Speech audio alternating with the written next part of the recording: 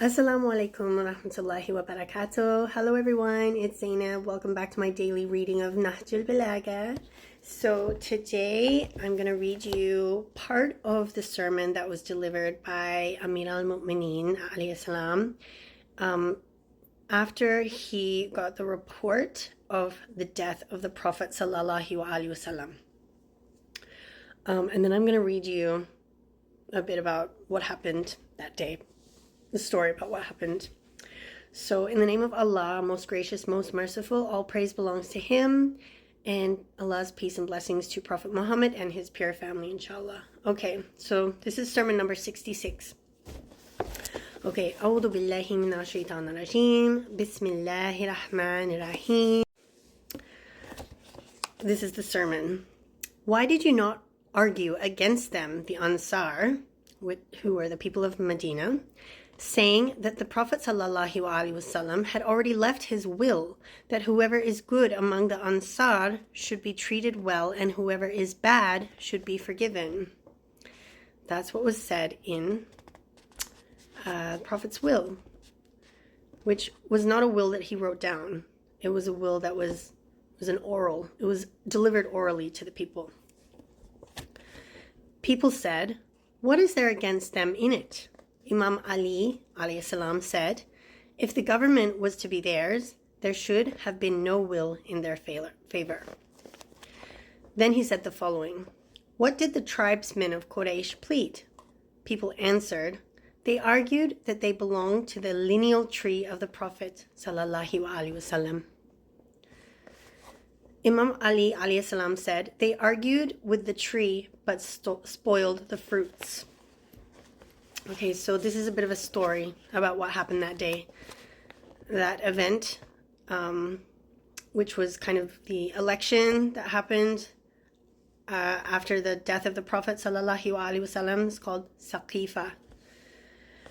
Okay, it says, from what happened at the Saqifa of Banu Sa'ida, it appeared that the greatest argument of the Muhajirun against the Ansar, so the Muhajirun were the people of Mecca who immigrated to Medina, and the Ansar are the people of Medina. They're all companions of the Prophet, both sides, I believe. We're all companions of the Prophet. And the basis of the former's success, so the basis of the Muhajirun's success, was this very point. Since they were the kith and kin of the Prophet, sallallahu alaihi wasallam, as I said, the companions, no one else other than themselves could deserve to assume the caliphate. On this very ground, that was their argument. On this very ground, the big crowd of the Ansar became ready to lay down their weapons before 3 Muhajirun had succeeded in ascending to power by demonstrating their distinction of descent. Thus, in connection with the events of this Saqifa, Al-Tabari writes that when the Ansar assembled in the Saqifa, which is kind of like a small shed of Banu Sa'ida, to swear the oath of allegiance to Sa'ad ibn Abada, somehow Abu Bakr, Omar, and Abu Ubaidah ibn al-Jarrah also got the hint and reached the place where the debate, fussing and arguing were going on. Omar had already thought out something for this occasion. He stood up to speak, but Abu Bakr stopped him, standing up instead. After praising Allah, subhanahu wa ta'ala, the migration of the Muhajirun and their precedence in Islam, he said the following: "They are those who worshipped Allah, first of all, accepting belief in Allah, have been His Prophet's friends, kith and kin. Therefore, these alone deserve the caliphate the most. Whoever opposes them commits excesses." Once Abu Bakr had finished making his statement, Al-Habab ibn Mundir stood up and, turning to the Ansar, he said the following: "O group of the Ansar, do not place your reins in others' hands. The populace is under your care. You are the men of honor, wealth, tribe, and numerical superiority. If the Muhajirun, have precedence over you in some matters, you too have precedence over them in other matters. You gave them refuge in your houses. You are the fighting cities You are the fighting arm of Islam. With your help did Islam stand on its own feet. In your cities was prayer for Allah established freely. Save yourselves from division and dispersion. Stick to your right unitedly. If the Muhajirun did not concede to your right, tell them that there should be one chief from us and one from them. No sooner had Al-Habub sat down after saying this than Umar stood up and spoke this. This cannot be. There can be no two rulers at one and the same time. By Allah, the Arabs will never agree to have you as the head of state, since the Prophet ﷺ was not from among you.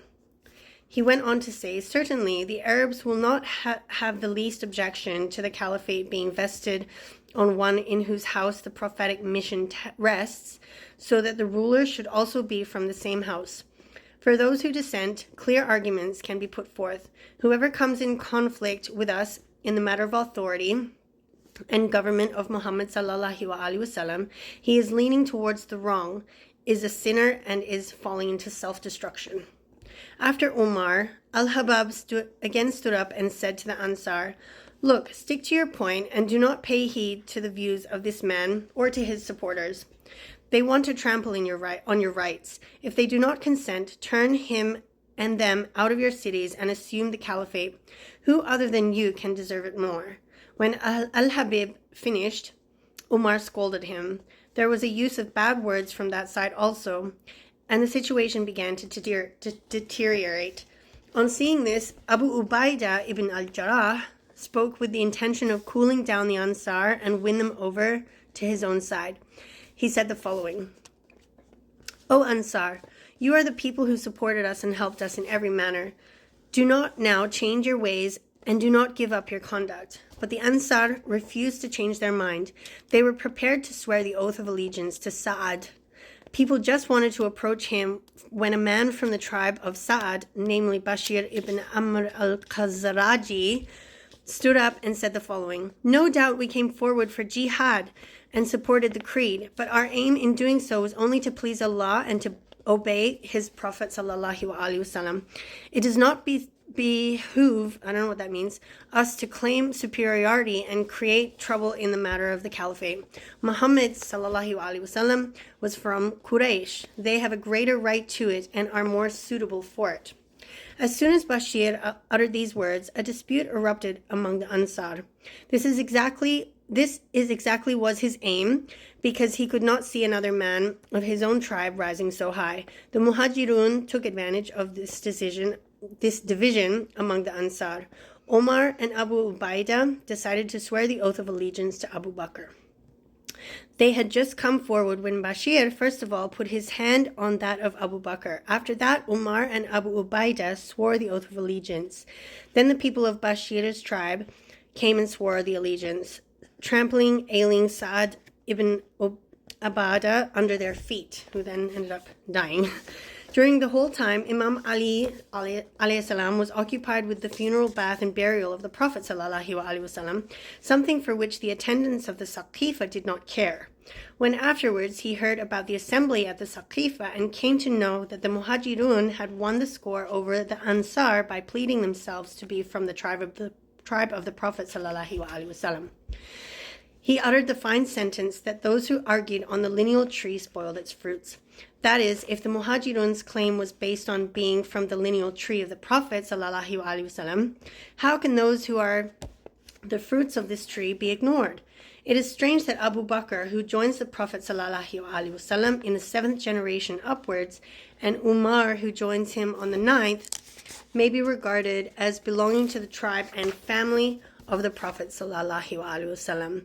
He who was his first cousin is now refused the status of a brother. MashaAllah. I mean, not MashaAllah. More like Astaghfirullah, probably. And there you have it. How sad. Anyways, I hope you have a wonderful day and join me back here again tomorrow, and I'll read you some more from Nahjul Balagha. Until then, stay blessed and stay tuned.